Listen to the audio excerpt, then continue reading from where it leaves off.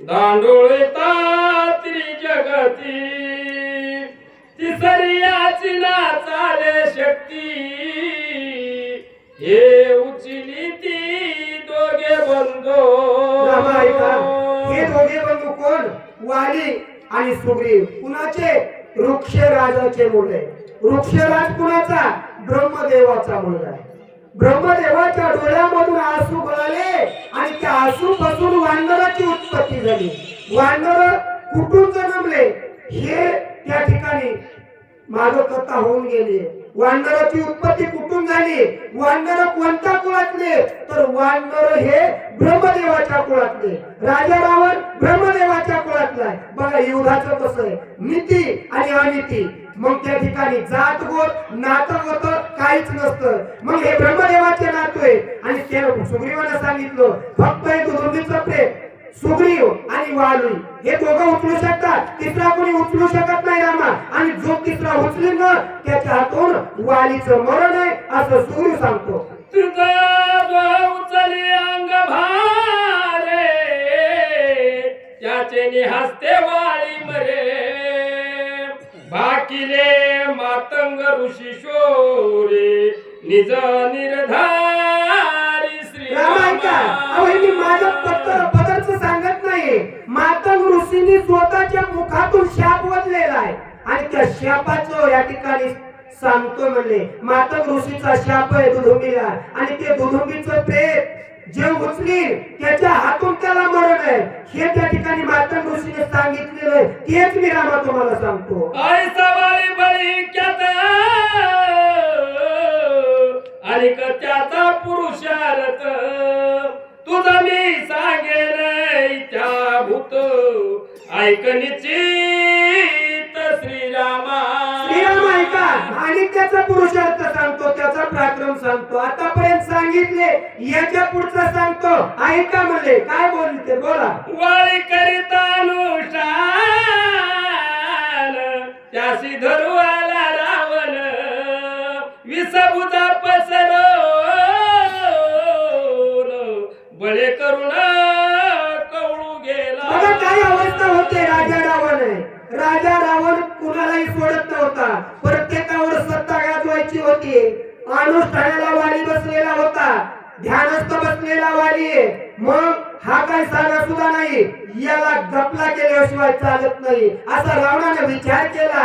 आणि एक हात नाही दोन हात नाही 20 भुजा. जसं सस्य धर्माने वाघोर लावावा आणि तसं राजा रावणाने 20 भुजा त्या ठिकाणी हात पसरले. वालीला पकडायचा प्रयत्न केला. पुढे काय झालं बोला. तवाल्याने पसरवणे हा महास्त विषभुजा समवेत आकोळणी लंकानात काक्यात चोपिला. बघा वाली ध्यानस्थ बसलाय. ध्यानस्थ बसलेला असताना या ठिकाणी राजा रावणाच्या 20 भुजा त्या ठिकाणी पसरलेल्या आहेत. वालीला पकडण्यासाठी हात पुढे केलेले आणि पुढे केलेले असताना वालीनं काय केलं, डाव्या भागामध्ये ज्या वेळेस कुस्तीमध्ये जाऊ द्या, कुस्तीमध्ये मी खेळत मी बी खेळलोय. खेळताना छेतीला लागली की मुंडक जवळ जाते.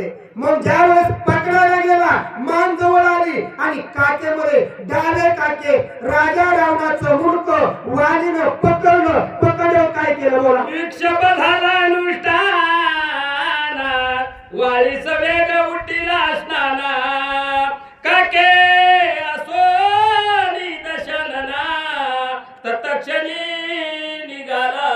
बघा वालीने विचार केला, आपल्या साधनेमध्ये यानं काय केलं, अडथळा आणलाय. आता साधना करण्यात उपयोग नाहीये. आता आपण काय करावं, स्नान करावा. मग काचेमध्ये वाली अडकलेला तसाच आहे राजा रावण आणि तो त्या ठिकाणी विचार न करता तसाच बघले करलेला आहे. आणि आंघोळ करण्यासाठी नित्य नियमसप्त समुद्राची आंघोळ करणारा वाली आणि तो आंघोळ करण्यासाठी निघू लागलेला आहे. रावण असुनी काकेतळी सप्तसागरी करी आंघोळे नकी तोंडे भरे जाळे तेने तळमळी रावण. रावण राजा रावणाची एवढी फजिती होऊ लागली, काखेमध्ये त्या ठिकाणी मुंडकं दाबून धरलेलं आहे, पाण्यामध्ये उडी मारली आणि उडी मारल्याच्या नंतर 20 त्या ठिकाणी नागफड्या आहेत, 10 तोंडाचे त्या ठिकाणी नागफड्या 20 झाल्या, नाकातून पाणी शिरलं, त्या ठिकाणी बुडबुड बुडबुड बुडबुड वाजू लागलं, कासावी झाला, काय करावा काहीच कळेना. त्या समुद्रामध्ये राजा रावणाची फजिती वालीच्या काकेमध्ये होत आहे. काकेहून निष्ठावयासे सामर्थ्य नव्हे रावणासी, कळा लागली दाही दिशा कासावीस लंकानाथ. लंकेचा नाथ असणारा राजा रावण कासावी झाला, कळ लागली.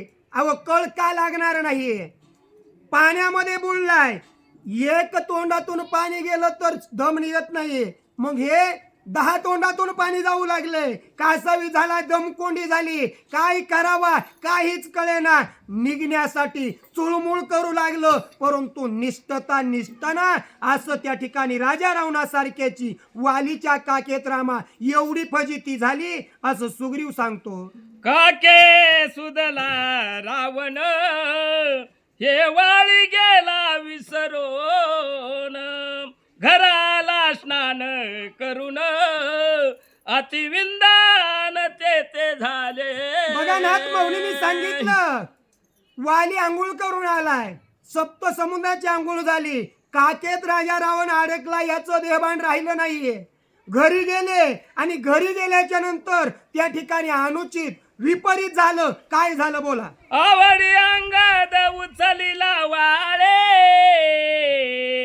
तवा रावण पडिला भूतळे, देखता वानरे सकळी भूतावळे मिळाले. काय अवस्था झाली, वाली घरी पोहोचला आणि घरी पोहोचावा, कोणी पोहोचावा, पितेनं पोहोचावा.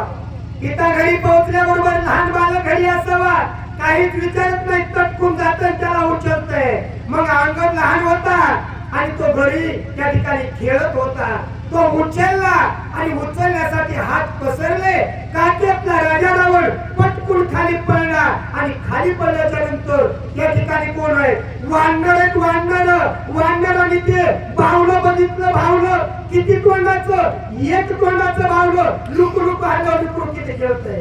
मग याला 20 तोंड आहे, 10 तोंडात 20 हात आहे आणि हे बावलं बघितलं आणि वानर त्या ठिकाणी आश्चर्य करू लागले. 10 मुकुट मुके शिरी जासी धरून वानेरी, अंगदाच्या पाळण्यावरे खेळण्यावरी बांधिले. वानर म्हणले आता काय करावं, म्हणले आता याचं खेळणं करू, म्हणले खेळणं लय गोजीवानं दिसतंय. आणि एक किती सोबत म्हणले, अंगदाच्या पाळण्यावर खेळणं. वानराने कुणी मुंडक्याला धरलं, कुणी हाताला धरलं, कुणी पायाला धरलं, खेळण्यावर राजा रावण त्या ठिकाणी पाळण्यावर खेळणं म्हणून राजा रावण बांधल्यावर काय झालं दादा बोला. अंगदाची धरोष्ण्या मुथम शिरारीचा वे रावणाचे मुखात, मुखावरी हानी लाता मुलेची मातीता सर्वांगे. बघा नाथ मौलीने सांगितलं, या राजा रावणाचं खेळणं आणि बाळ आहे आणि त्या बाळानं त्या ठिकाणी काय केलं, लघुशंका केली. लघुशंकेची धार राजा रावणाच्या मुखामध्ये गेली आणि मुखामध्ये गेल्याच्या नंतर अंगद बाळानं लात राजा रावणाच्या मुखावर मारली. असा प्रक्रम या अंगदाचा आहे आणि अंगदाच्या पित्याचा आहे असं त्या ठिकाणी सुग्रीव सांगतो. निर्गमा नाही रावणासी पोरस्ती येवो निवाडी पासी, भिक्षा मागून घेतले लंकेशेशी, वानेरीच्यासी विनोद केला. काय झालं, राजा रावण खेळणं केल्याच्या नंतर सुट्टी नाहीये.